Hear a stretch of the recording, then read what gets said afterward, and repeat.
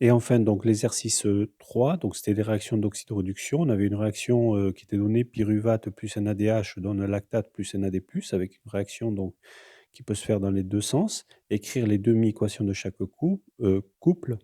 Donc les demi-équations ont été données ici dans les corrections. Donc le pyruvate plus 2H+, plus 2 électrons donne du lactate.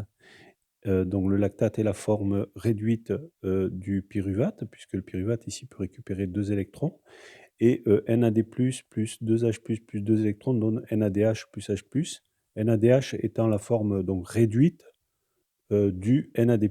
Donc le NAD+, peut récupérer 2 électrons pour se réduire en NADH. Dans quel sens se fait spontanément ces réactions dans les conditions standards? Donc c'est donné ici. Les électrons vont du potentiel le plus bas vers le potentiel le plus haut. Alors le potentiel le plus bas, c'est le NADH avec moins 0,32 volts ici.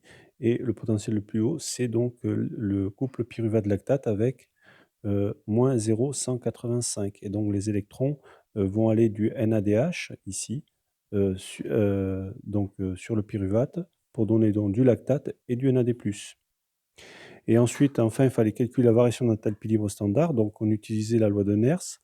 Donc, delta G0' est égal donc à moins NF delta E, ici. Donc, delta G0', c'est moins 2, donc c'est le nombre d'électrons, fois 96 500, donc c'est la constante de Faraday, 96 500. Attention aux unités. Et puis, on fait la différence entre les deux potentiels.